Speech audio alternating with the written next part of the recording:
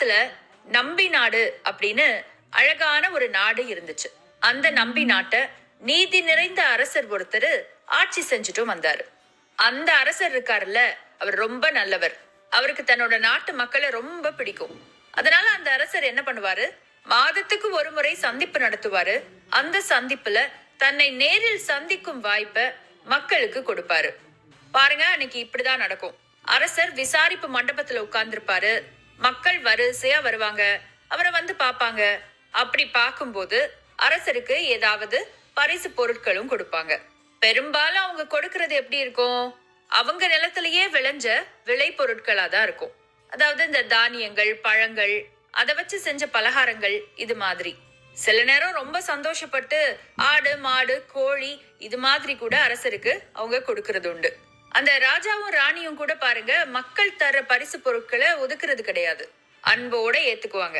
பதிலுக்கு சில நேரம் பொற்காசுகள் கூட கொடுப்பாங்க. கையோட மக்களுக்கு என்ன குறை இருக்குங்கிறத நேரடியாவே கேட்டு தெரிஞ்சுக்குவாங்க. என்னதான் அது ஒரு மன்னராட்சியா இருந்தாலும் இந்த மாதிரியான சந்திப்பு மன்னருக்கும் மக்களுக்கும் நல்ல ஒரு உறவை கொடுத்திருந்துச்சு. இப்படி இருக்கும்போது ஒரு முறை என்ன நடக்குது, அந்த அரசருடைய ஆட்சிக்கு உட்பட்ட ஒரு கிராமத்தை சேர்ந்த மக்கள் இந்த அரசரை பார்க்க வர்றாங்க. தேரை என்று சொல்லப்பட்ட வளமான கிராமத்தை சேர்ந்த அந்த மக்கள் ஒரு பெரிய கூடையில நிறைய தானியங்கள், மூங்கில் அரிசி, ஒரு ஜாடி நிறைய பானகம், இதெல்லாத்தையும் எடுத்துக்கிட்டு அரசர் கையில அதை தந்தாங்க. மன்னரும் எப்பவும் போலதான் அன்போட அதை ஏத்துக்கிட்டாரு. அன்றைய இரவு அமைச்சர்களோட உட்கார்ந்து உணவு பண்ணும் போது அந்த பானகத்தை அவங்க கூட பகிர்ந்துகிட்டாரு. அப்படி அவரு பகிர்ந்துக்கும் போதுதான் அங்க இருக்கிற எல்லாருக்கும் ஒரு விஷயம் புரியுது. அது என்னன்னா, அந்த பானகம் சாதாரண ஒரு பானகம் இல்லை. இதுவரைக்கும் அவங்க சுவைத்தே இராத ஒரு பானகம். இதுவரைக்கும் அவங்க சுவை பார்த்த எல்லா பானகங்களிலும் சிறந்த ஒரு பானகம். வெறுமனே இனிப்பா மட்டும் இல்லாம உடம்புக்கும் தெம்பு தர்ற ஒரு பானகம்னு. அத சுவை பார்த்ததும் அங்க இருக்கிற அமைச்சர்கள்ல ஒருத்தருக்கு இப்படி தோணுது, அரசே, இந்த பானகம் தான் ரொம்ப நல்லா இருக்கே, இத மட்டும் எப்படி செய்யணும்னு நமக்கு தெரிஞ்சா நம்ம இத ஒரு தொழிலாவே மாத்தலாமே. தொழில் செஞ்சா நிறைய வருமானம் வரும், நாடும் செழிக்குமே அப்படின்னு. அரசருக்கும் அது நல்ல யோசனையா தோணுச்சு. உடனே அரசர் என்ன செஞ்சாச்சு, அடுத்த நாளே அந்த கிராமத்து மக்களை கூப்பிட்டாச்சு. தேரை கிராமத்திலிருந்து வரவழைக்கப்பட்ட மக்களிடம் இந்த பானகத்தை எப்படி செய்வது, நேத்து நீங்க எனக்கு ஒரு பானகம் கொடுத்தீங்கல்ல, இந்த மாதிரி ஒரு சுவையில நான் இதுவரைக்கும் எதுவுமே சாப்பிட்டதில்ல. இத குடிச்ச பிறகு கிடைக்கிற தெம்ப சொல்றதுக்கு வார்த்தைகளே இல்ல. இதன் செய்முறை எனக்கு வேணும். இத நீங்க எப்படி செஞ்சீங்க அப்படிங்கிறது எனக்கு நிச்சயமா வேணும்னு கேள்வியும் கேட்டாச்சு. அவர் அப்படி கேட்டதும் தான் தாமதங்க. அந்த மக்கள் பொத்துன்னு அரசர் காலிலேயே விழுந்துட்டாங்க. அந்த இடத்திலேயே மண்டியிட்டு கைகளை கூப்பி தரையில் விழுந்து வேண்டினாங்க. அரசே, எங்களை மன்னிச்சிருங்க, நீங்க என்ன வேணாலும் கேளுங்க சொல்றோம். ஆனா இந்த பானகத்தை பற்றி மட்டும் எங்ககிட்ட எதுவுமே கேட்காதீங்க. எங்களால சொல்ல முடியாது. இதை பற்றிய ரகசியத்தை எந்த நிலை வந்தாலும் நாங்க சொல்ல மாட்டோம் அப்படின்னு. அரசருக்கு அதை கேட்டதும் ஒரு மாதிரி ஆகிருச்சு.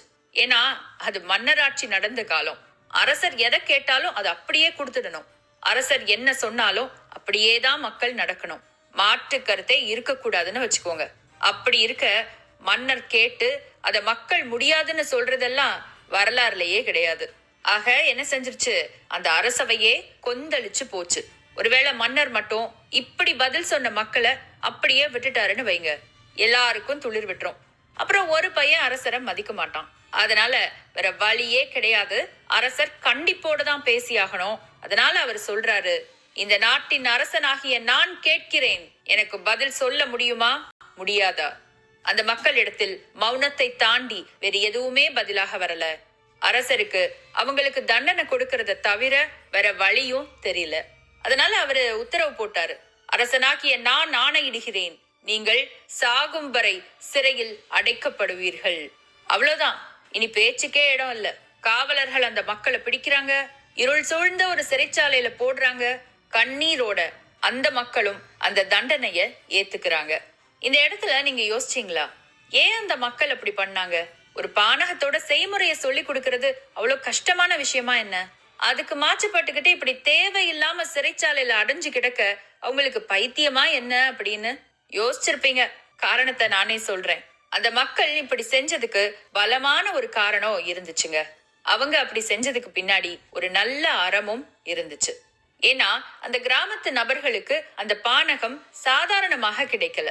அது அவர்களுக்கு ஒரு மலைவாசிகளால் வழங்கப்பட்டது. அது என்னன்னா, இந்த தேரை கிராமம் அப்படின்னு ஒரு கிராமம் சொன்னேன்ல, இவங்களோட கிராமம். அந்த கிராமத்துக்கு பக்கத்துல ஒரு மலைப்பகுதி உண்டு. அந்த மலைப்பகுதியில பழங்குடி இனத்தைச் சேர்ந்த சில மலைவாசிகள் வாழ்ந்து வந்தாங்க. அந்த மலைவாசிகள் அன்பானவங்க, பண்பானவங்க, இந்த கிராமத்து மக்களோடு நன்கு பழகக்கூடியவங்க. ஆனா அப்படிப்பட்ட மலைவாசிகளுக்கு ஒரு பிரச்சனை வந்துச்சு. அவங்க வாழ்ந்த அந்த மலை நிலச்சரிவுக்கு உட்பட்டுச்சு. வேற வழியே இல்லாம கிடைச்ச பொருட்களை தூக்கிக்கிட்டு உயிர் பொழைச்சா போதும்னு வந்தாங்க அவங்க. அப்படி வந்தவங்கள இந்த கிராம மக்கள் தான் ஆதரிச்சாங்க. 3 நாட்கள் உண்ண உணவு, இருக்க இடம் எல்லாம் கொடுத்து பராமரிச்சாங்க. 3 நாள் கழிச்சு நிலைமை சரியாயிருச்சு. மலைவாசிகள் தங்களுடைய இடத்துக்கும் போக முடிஞ்சிச்சு. ஆனா அந்த கிராமம் தங்களுக்கு செஞ்ச உதவிக்காக ஏதாவது ஒரு விஷயத்த அவங்களுக்கு செய்யணும், தங்கிட்ட இருக்கிறதுலயே சிறப்பான ஒன்ன அவங்களுக்கு கொடுக்கணும்னு மலைவாசிகளுக்கு தோணுச்சு.